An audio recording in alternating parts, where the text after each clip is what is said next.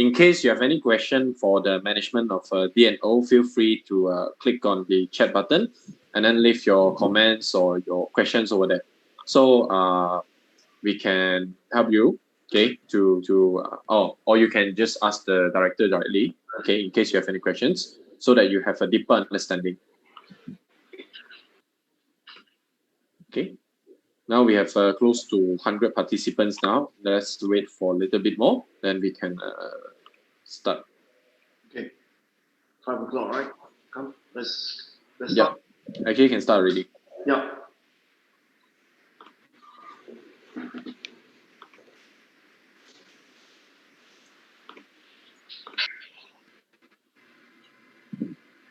Go ahead.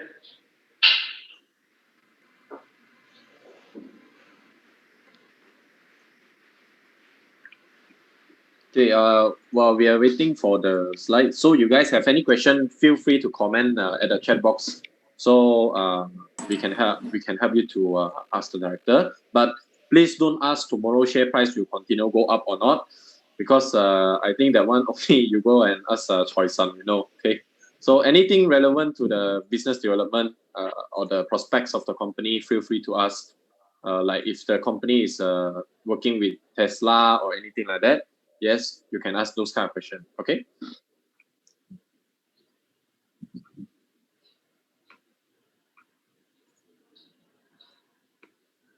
Do we start now? Yep. Okay. All right, ladies and gentlemen, thank you for your time. Yeah, my name is TKC, Colin Casey, and I'm the Group Managing Director of the D&O as well as the core company Dominant Opto Technologies. Yeah. So today, before I open up for question and answer, I think it's good that I quickly go through some of the important slides to talk a little bit about fundamentals. Yeah, fundamentals in the markets, in the product, yeah, and in the technology. Yeah, I think those are the essential things. Yeah. Okay, let me quickly go through. Yeah. I think the first slide shows that today we are worldwide presence. We are actually by definition, while we are actually a multinational company, we have primarily all these offices are located in automotive area. You have Detroit, yeah, Germany, and then of course India, yeah, the automotive, China, of course in Shanghai. I think China is biggest in the world, and we have in South Korea as well as in Japan, Yokohama, right? And of course, we are also present in this area like Thailand and so on. Yeah. So of course, the headquarters is always in Malaysia, Malacca. All right. So just to show you the importance of I always talk about marketing P. Yeah? The first P is what? The first P is penetration channels. This is very important. Okay, next.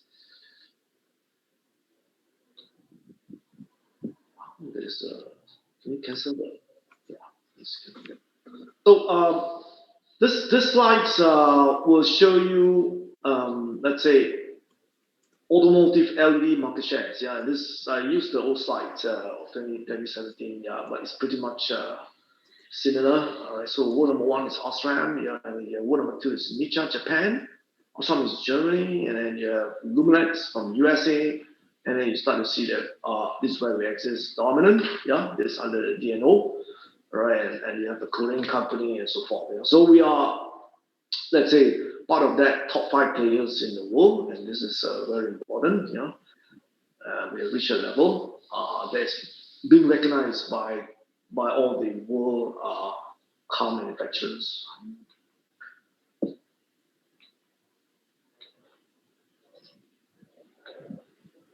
Okay.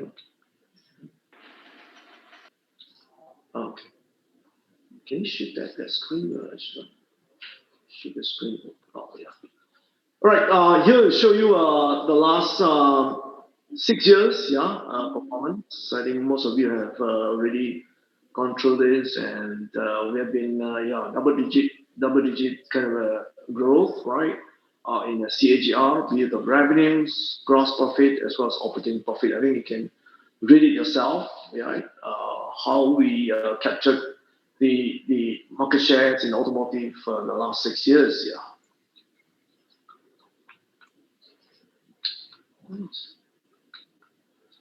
Okay, the next slide is the sales revenues. Many people, was concerned in 2019 due to the Sino-American trade war issues, but you see that we still grow positively compared to 2018.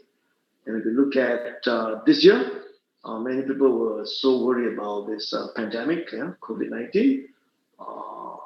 And in Q2, we actually dipped almost about 20+%. But you can see the Q3, it has caught up substantially. And so far in Q4 looks good. Yeah. So overall, you will see that another growth, right? Double-digit growth. You will see that trend.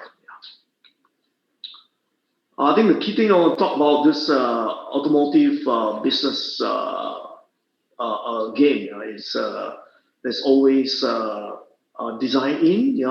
Design in means that when we work with the car manufacturer, the tier one, in terms of the required specs, for example, the wavelength, the color, and so forth, and once the design is true, then we have to work with the purchasing, our customer purchasing, and that is the design win stage. If you get your price, get it right, then you win the game, right? And you wait for, let's say, 1 year, for example, before the start of productions, and then you call us up for the final stage of the bidding. There will be maybe 2 candidates. And the one who win the game will take the major volume of it. So that is a business thing. So this is, I call it business horizon. It's very important. We are tracking these 3 stages. Every month. I'll show you how to track it. What is important, ladies and gentlemen, is with the design in and design win. Once you win, you always get information about the what I call it, the volume requirements. They will give you a volume forecast once you win it. So in this slides, and this is only confined to Europe. These are old slides, by the way, because it's very confidential. I wouldn't like to show the new slides. So you look at the third column, that is our tier one customers. It means that is a customer that we work directly with. We are the tier two, supply LED. Tier one, people that assemble LED into a board and the whole casing, and then finally go into tier end customers, the OEM. So OEM, you'll see customers like BMW, PSA, Peugeot, Tata, and so forth, Volkswagen. So that is in the column 4, and then column 5 will show you the car model. All right, column 6 will show you the applications. And what is the most important is the column 7, SOP, start of production. Okay, start of productions. They will show you which month or which quarter you start productions, and then when you start production, what are the part number that has been designed in, our part number, specifically, and those part number you see the last 5 columns are the volume, for the next 5 years. So there is a visibility, you can see the volume, for the next 5 years, and this allows us to do a good forecast, as well capacity planning and so on. So just now was Europe. Now this is an example of China. Again, you see the last 5 columns here, the volume. If you see the 4th column, that shows the customers, all right. And if you notice in the 4th column, NEVs, that's electric car, NIO. Many of you should have recognized this brand, NIO. So therefore, there are many brands in China. EV cars are, brands-wise, there are almost 50 brands. But of course, the top brand may be about 10 brands. So there's a lot of upcoming potential customers for sure. Can you hear me, ladies and gentlemen? Can you hear, right? Yeah. The next slide is USA. All right. Again, USA. You see the 4th column. You see Ford. Ford, and the rest of the brand. Again, SOP, regional, or key focus, the SOP, start of productions, so they tell you which quarter, which month, and of course the last column, the last 5 columns will be the volume forecast. Of course, there's another 5 columns that tell you the pricing, and so on. So, but those are very confidential. We actually took it out. Japan, similar format. Once you see Japan, people like Honda, our customer Mazda, Toyota, Daihatsu, they're all our customers. Korea, you see HMC, KMC, basically Hyundai, Kia. India is very interesting. Today, even what they call it, three-wheeler, the world largest three-wheeler, Bajaj.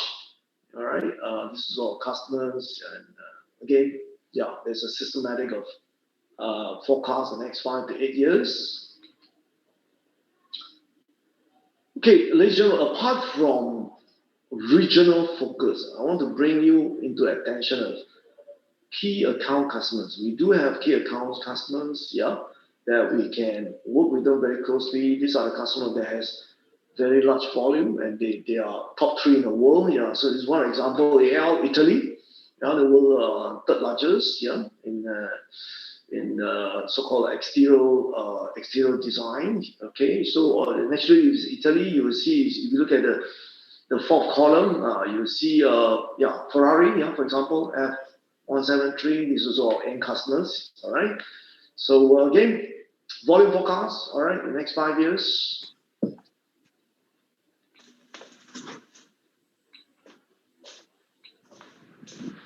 Look.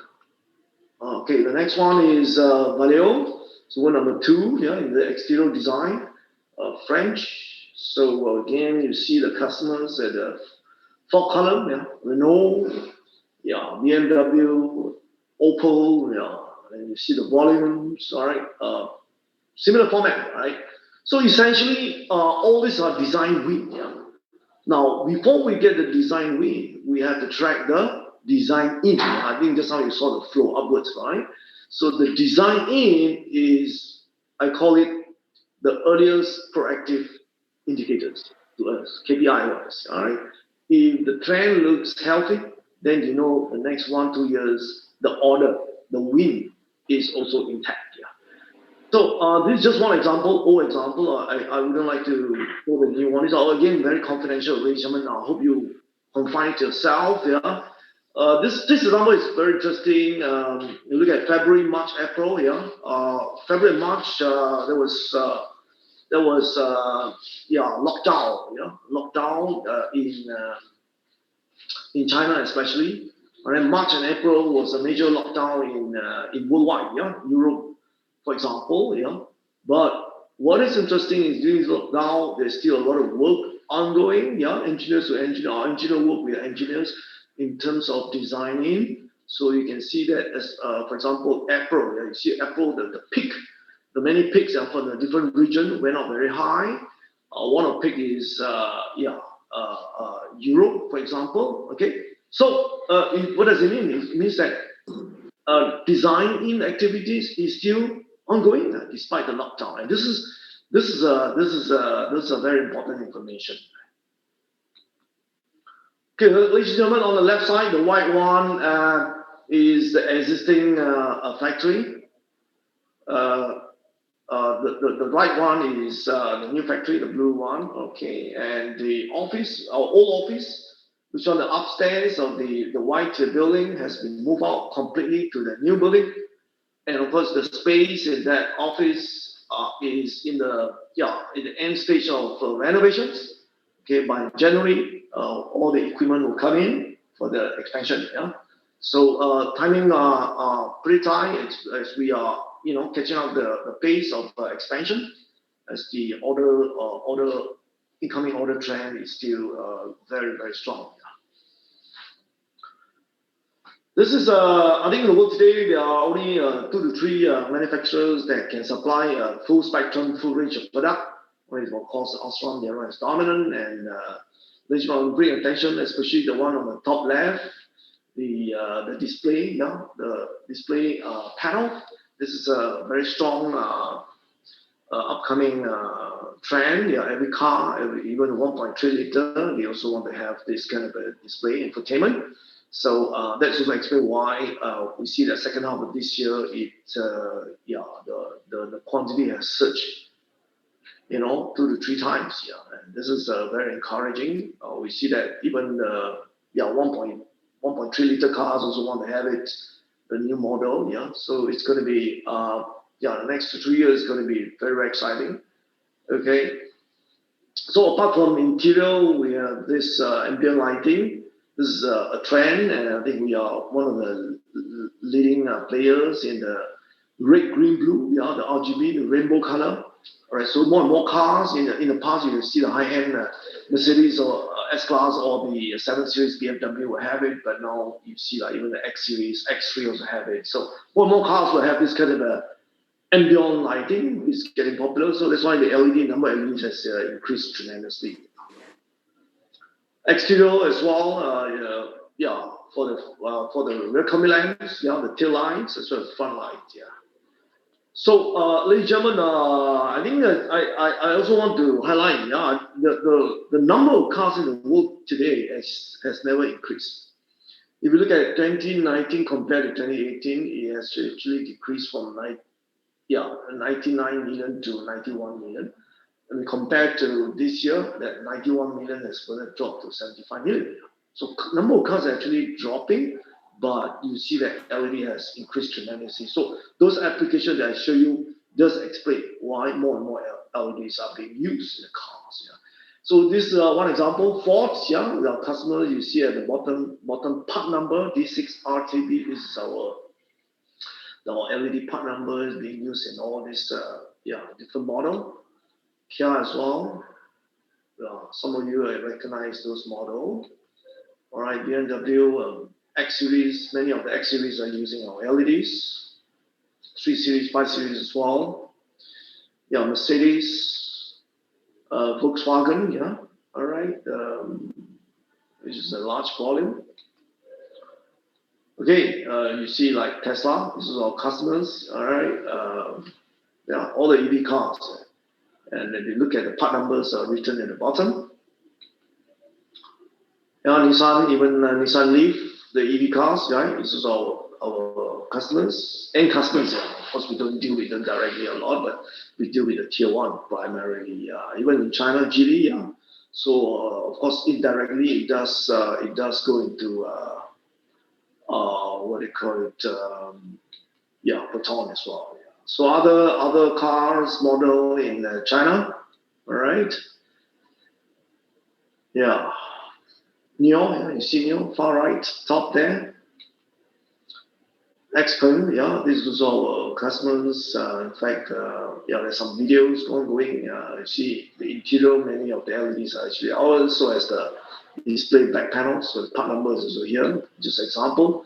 What's interesting, this i-20, the BMW sports EVs, they're using the smart RGB, the new one, so we integrate the IC and LED into a single component for the application, so that we can simplify the design of the whole system, as well as to make the system lighter. This is important, especially EV, because you don't want to overload the battery.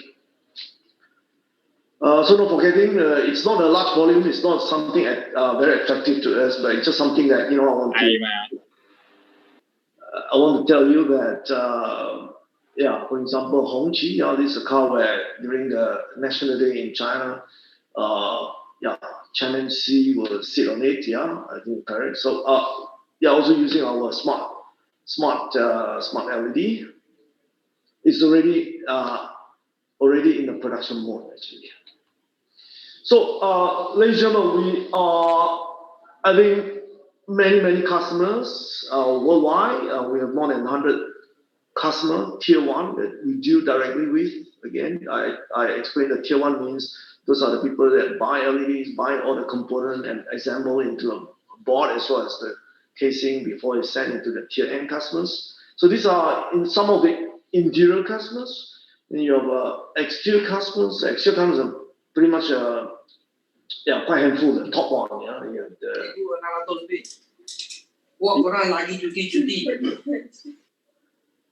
you have in Japan, in Germany, in France, Italy, and so forth in the world. Right. So this is all the tier N brands that we basically end up elevating into. All right. So you see that even brand like Porsche we are in here. Right, Hi-Fi, Neo, Tesla, yeah.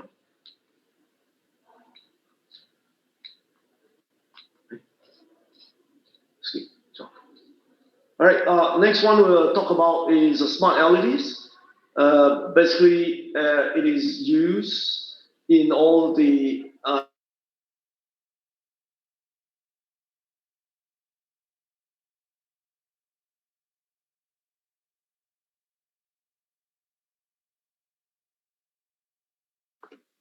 sorry, Mr. Tay. I think you need to unmute the mic because I just muted everyone to prevent the disruption. Okay, can I continue? Yes, loud and clear now. Okay, good. Yeah. So if you look at today the ambience, yeah, of course, very nice. You have RGB, red, green, blue, the rainbow color that you can set to. But the switches are still very much static color. Yeah? So if you have cars like BMW is amber, right? It's static and amber. It can't change because the buttons are very, very small. So in order to make sure all the ambience, including the switches, change in a tandem way, the switches must have smart LEDs. And in order to put the smart LED inside, the smart has to be really miniaturized. And the only way is to integrate the IC and the LED into a very small component. And this is where we are. Yeah, we are one of the leaders in the world today. Yeah. Next, Sean. Oops. So this slide is just a quick one. You see on the top is a conventional design. You have individual components, LEDs, yeah, the systems, yeah. So there's many wires connected. Yeah, but once you want to get into more and more application, including all the switches, it doesn't work anymore. Yeah, it's just too many cables. You'll get too heavy, as well as the weight will load the battery and so on. So you see the bottom one. Once you integrate the IC and the LEDs, the whole system is simplified. The wiring are so simple, and the whole weight become lighter. Next. So this slide show you the importance of this black light display. Yeah, I think especially in China, so all the car wants to have it. Thanks. Some of the applications are very interesting. Yeah, you see the bottom left. Yeah, the roof lighting. This is actually an ongoing project, and you can imagine, the number of LEDs will be a lot. Yeah. Next. Besides interior, I think these are something maybe 2023 onwards. Yeah, the car boarding lighting. Yeah, as the industry moving towards EV or eventually moving towards this autonomous driverless. So the styling, the factor of styling become very important. I think I want to bring you the attention. Apart from the styling, the safety become very important. The top right, yeah, you see the projection light, right? At night or in the evening, yeah, if you have a motorbike or a bicycle beside you, yeah, if you put a signal that you want to turn left, they can't see you clearly, yeah. So the idea is to project a light onto the floor, and yeah, they can see you. Can pay much more attention. So a lot of features in this kind of projection lighting. So overall, that explains, the LED applications per car were today probably in the range of 500 to 600, which eventually goes up to 4,000 LEDs within the next 5 years. Okay, the last slide, this is I produced our customer, yeah. So it use LED customer. And quite a little bit of this video before I pick up my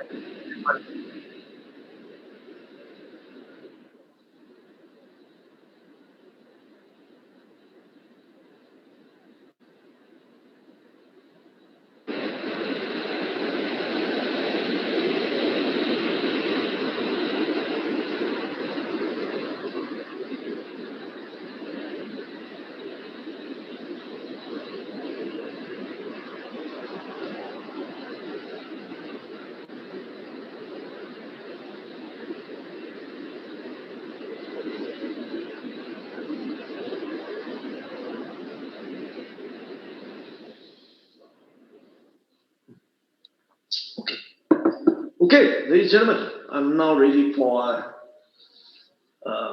questions. Yeah. Okay, thank you, Mr. Tay.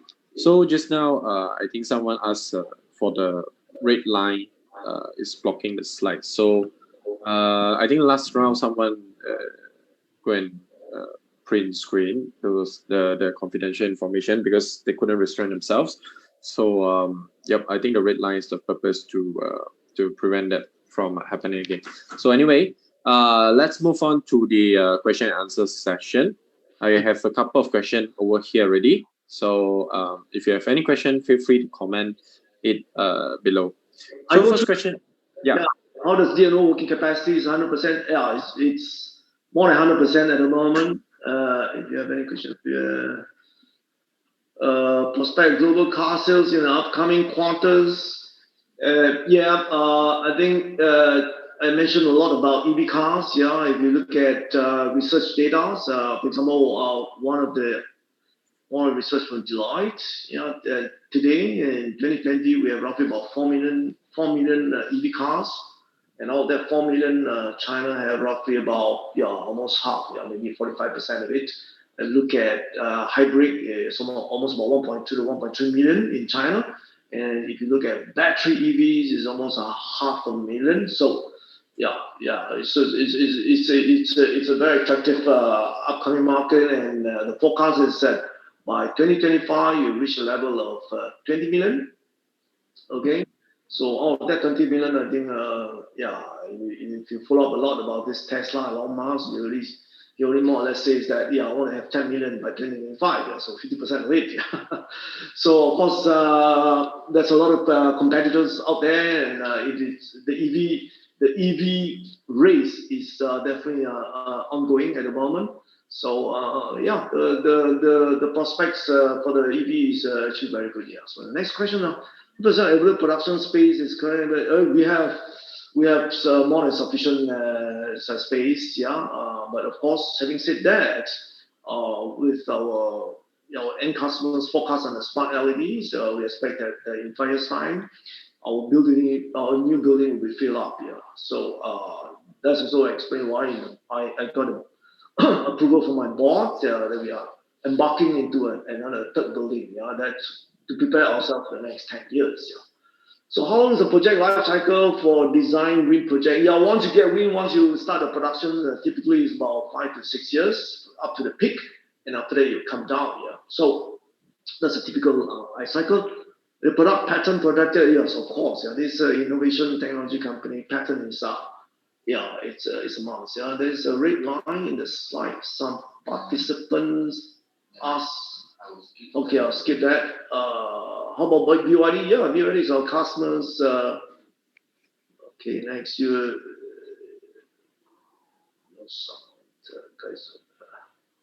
Yeah, I see a lot of draw lines and red lines here. I'm going. Okay, the profit margin. I'll skip to the profit margin for the last few quarters. Fluctuation not stable. All right.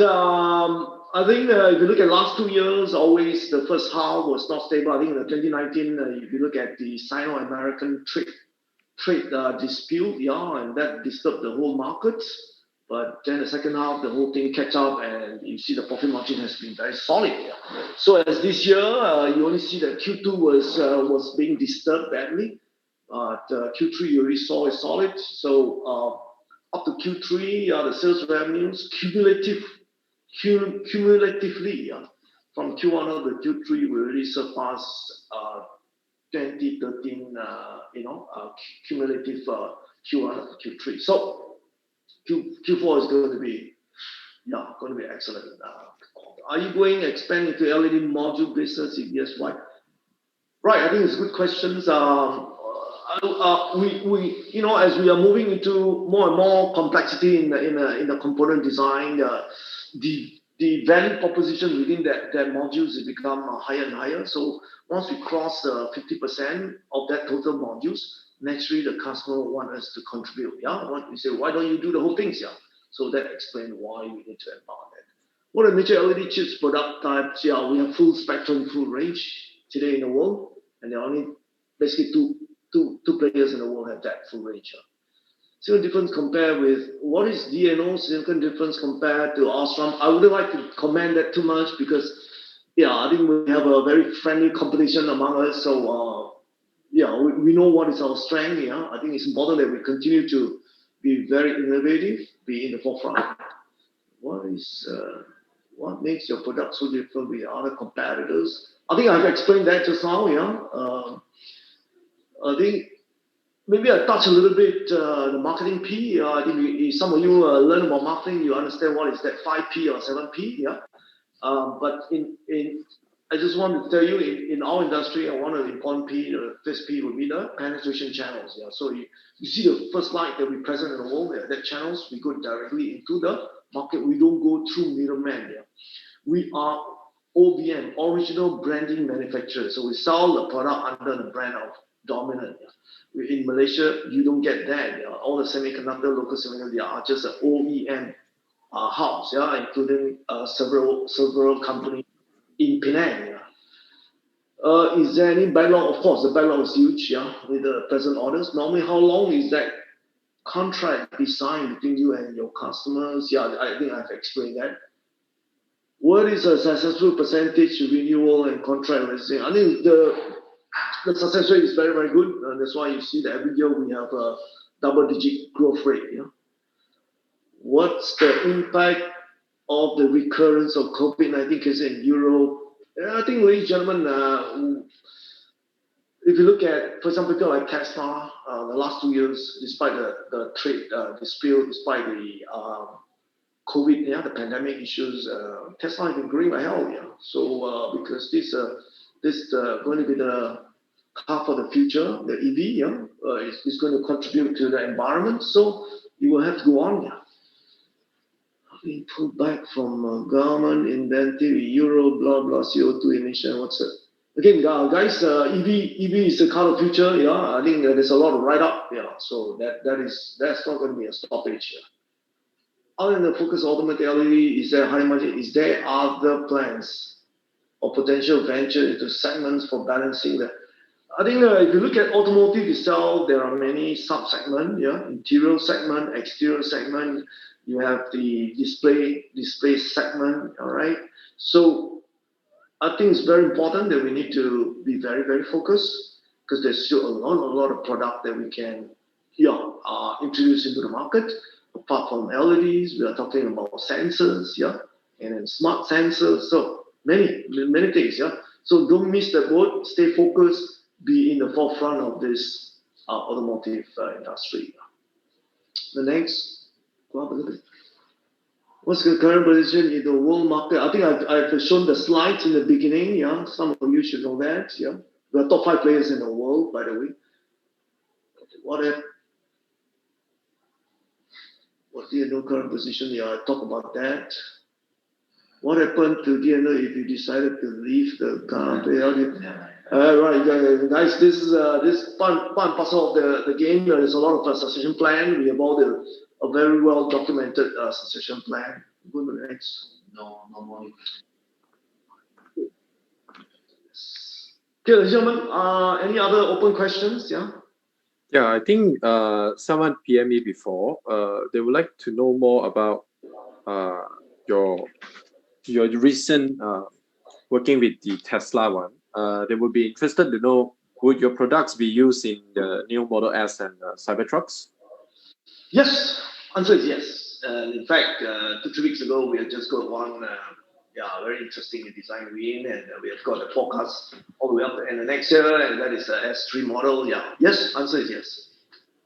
Okay, the next question would be, as Tesla is aiming to produce up to 10 million EV by the year of 2025, so how would it translate into the growth of the company? It depends on which are the modules that we go in. Yeah. Besides Tesla, of course, there are others. For example, BMW, i20. This is also EV cars, right?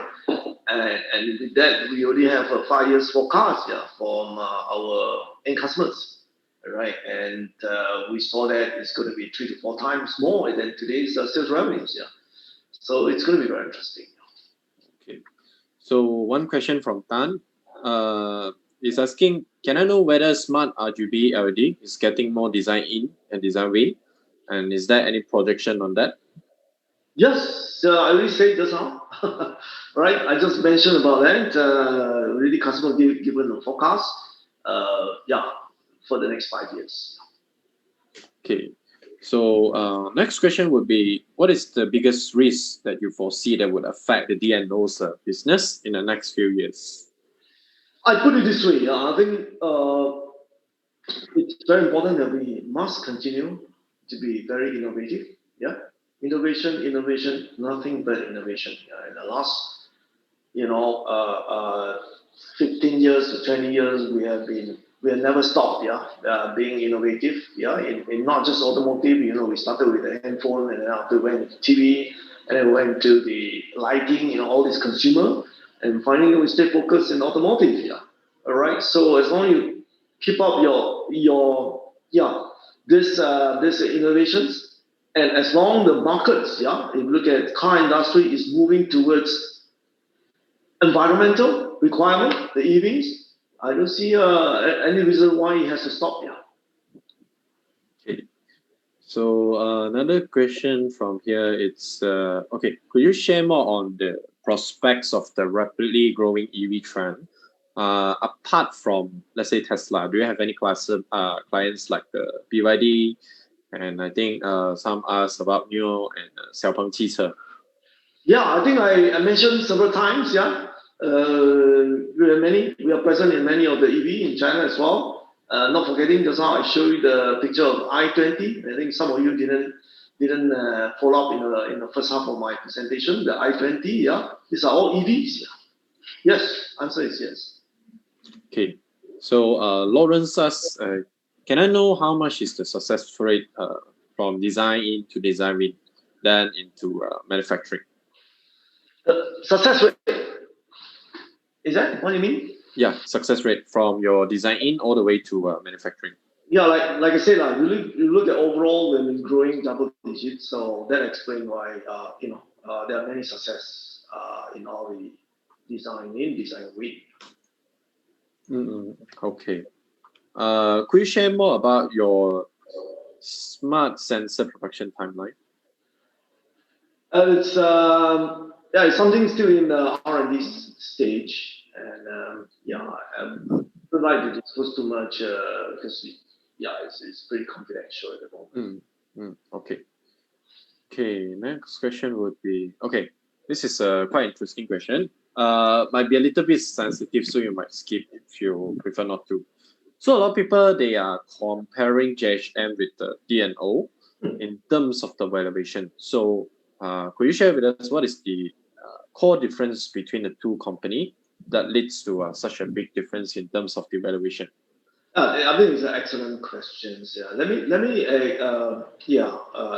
explain a little bit clearer. Yeah. Like I mentioned, we are OBM, original branding manufacturer, right? So we sell our light source directly into tier 1 customers. Okay? Then tier 1 customer will assemble and then finally ship it to tier N customers, people like Mercedes or BMW, right? Now, JHM position is actually an OEM. Yeah. OEM to the tier 1 customers. Okay? So basically, when we ship it to the tier 1 customers, tier 1 will then outsource it to OEM to do the assembly job. Okay? And then come back to tier 1. Tier 1 then ship it to tier N customers. Okay? So if we talk about value added chain, we are tier 2, then a customer tier 1, and directly into tier N. JHM is outside of that direct so-called value added chain. It's just part of the original equipment manufacturers. Yeah. All right. So in terms of direct contribution, of course, we are within that value added chain directly. Okay. I think next question would be, can D&O products only cater for the automotive industry? Would you be considering like I think he mentioned about aerospace and industrial use? Of course, yeah, but I think in any industry is very important to stay focused. Okay, and you see our competitors, number one competitors, they are now in the stage of streamlining their their portfolio. So I think we need to be very focused, and we cannot over incubate our R&D activities. Yeah, because if you are over incubate, you will drain out your GP. Okay. I would like to add a follow-up question on that. Speaking of the R&D, so around how much do you pour into R&D per annum? Do you have a fixed amount, or it's a certain percentage to your revenue? Yes, yes. I think over the last many years, it's always a very consistent 4 to 5% of the revenues goes into R&D. Capex is about 9 to 10% going to the capex. Yeah, that's a discipline that we must have. Okay, thank you. So follow-up question back to the D&O product for the other industry. Someone mentioned about new technologies. I think it's about the electric scooter. So do you plan to jump into this particular sector? And like I said, yeah, we will focus very much in the light source. All right, as long as a light and make the light smarter and smarter, I think that is our strategies. There's no meaning to do into module assembly, yeah, because those are low tech. Yeah, you do those assembly, those are low technology stuff, yeah, and that's not our strategy. Okay, thank you. So next question I think would be on the USD. I think it's seeing a weakening trend. So would it affect your cost and your bottom line? Good questions. Yeah, we are present worldwide, right? In Euro is strengthened, is better, right? And we are present in China. Renminbi is also strengthening. Yeah. So I wouldn't say that we will gain or we will lose, but all in all, it just balanced by itself. Okay. So I would like to follow up another question on that. So since the company had the sales office in US, Germany, South Korea, China, Japan, so do you plan to set up a factory near to the sales office?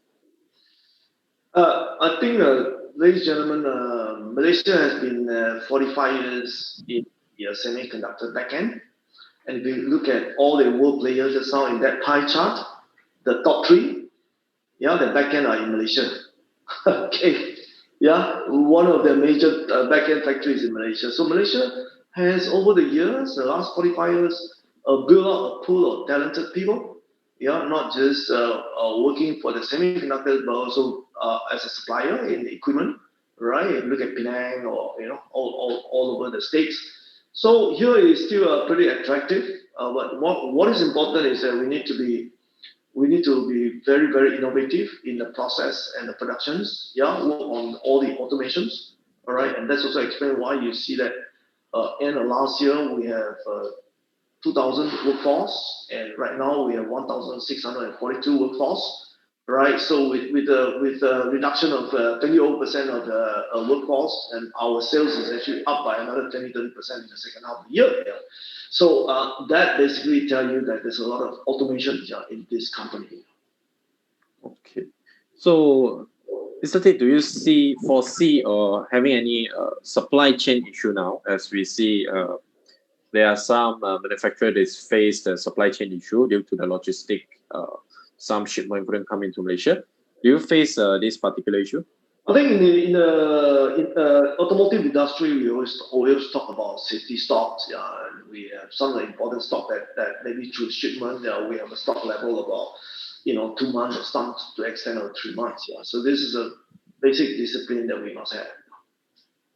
Okay, so I think let me check one question. Okay, someone asked about the chip design. Do you have any updates on the particular chip design progress? Yeah, I think our chips. If you talk about LED chips, we have a couple of suppliers, and also one of the suppliers is our shareholder. Yeah, so we have a very good partnership to work on this new design. Now, as far as IC design, yeah, we have some of you, maybe have read our quarterly report. We have set up a team in Silicon Valley. Work on this new future, new concept. So there's many activities. Okay. Next question would be, do you plan to do any kind of M&A in the, let's say, next 1 to 2 years? Not something short term. Okay, I think short term wise, we think that we have many so-called product that can create a lot more values. All right. We went through several companies outside, but technology wise are far behind. So no meaning to talk about it at this juncture. Okay. Next question from Wong. He asks, would you expand your capital on the R&D and automation moving onwards? Yeah, like I said just now, some of you please pay attention. We'll be very disciplined. R&D is always 4 to 5%. Capex always 9 to 10%. And that discipline is very, very important so that we don't over incubate and overspend. Okay. Okay. Someone asked about the, I think it's about the BMW rear light. So, Sean, would you like to share the video about the BMW smart lighting? The rear lights? Yep. Yeah, I mean, rear lights today. If you look at BMW, all the X series, the tail lights, majority also come from dominant, some of us. I remember there's a video showing that how the BMW smart lighting is working. So, would you like to share with the participants? I think we didn't prepare here. Yeah, let me check that. Let's see if I can get. Okay. For that, meanwhile, we will answer the next question. So, is there a possibility in the, let's say, coming a few months, assuming that the COVID got worsened, would that potentially disrupt your raw material supply? I think the whole world learn about the lesson in the so-called first half, when they have the complete lockdown. Now we see they are smarter in managing the whole whole things. So I do not foresee any disruptions in terms of supplies. Okay. So furthermore, look at latest news. Countries are already pushing very hard in the vaccine. All right, look at UK. Pfizer. All right, kick off very soon. Right. So more countries do that. Look at China. Yesterday's report. CNN. Right. They already have a very large warehouse and preparing to ship out all the vaccines there to especially to Asia, Southeast Asia. Right. We read the CNN news yesterday.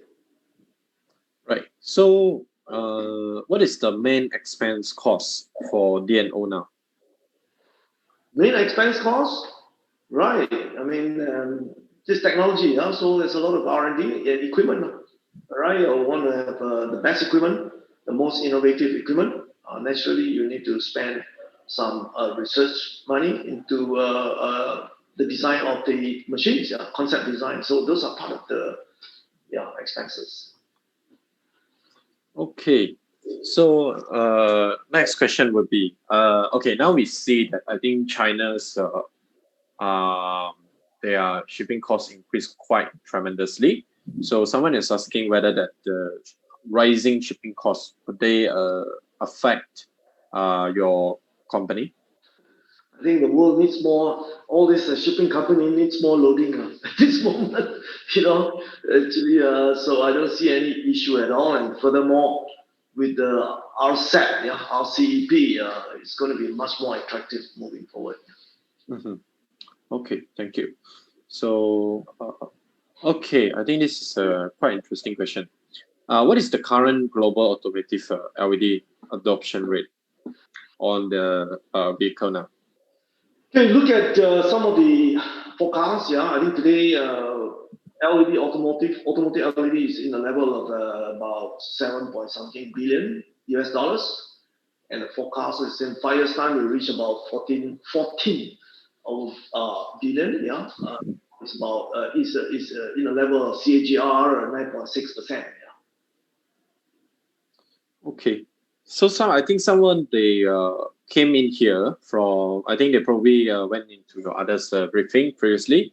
They asked, I'm not sure whether the figure is correct. D&O target to increase their top line by 4 times by 2025. So would that be correct?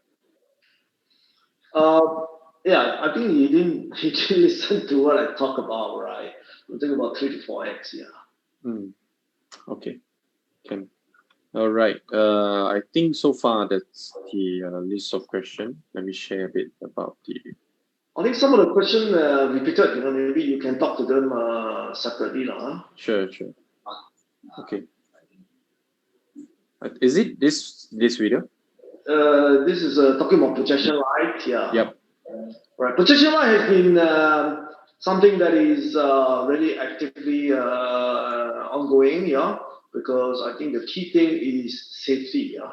All right. How to enhance the safety features in the car design, and that basically will require more LEDs as well as the smart system. Yep. Okay. Could you share more about the how would the automotive they adopt the smart projection lighting? Could you share more about the industry insight, because some of them they might not be following the industry. So could you share more about how that technology is used? The benefit of smart is to, that's how I mentioned simplification in design, all right? Simplification in the so-called the connection, all right? And then if you can simplify that, you make the system lighter and you do not overload the battery. Yeah. So with that value proposition, it definitely become very attractive to future car industry. Okay. Do you have any share some insight about your upcoming let's say 1 financial years? Do you have any insights, or what does the prospects looks like in the next 1 financial year? I think remember I mentioned about 3 to 4x. So if that happens, so every year you see a double-digit growth. Right? In terms of top and bottom line? Yeah, the top line will be double-digit. Of course, the bottom line will improve as we move into better and better ESP products. Yeah. Okay. I think someone they asked about the ICPS. So do you have the mutual consensus to not proceed too fast or not convert the ICPS all at once? So far, we don't discuss too much about that. Yeah, I think nothing has been changed. Yeah, so it's pretty much intact. Okay, thank you. So let me check on the questions again. I think there's one more question here.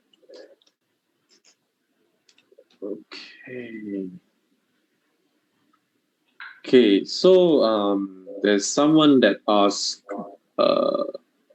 do you face any issue like from the COVID-19? So let's say, do you have anyone nearby to your factory that got affected by COVID-19, and how does your factory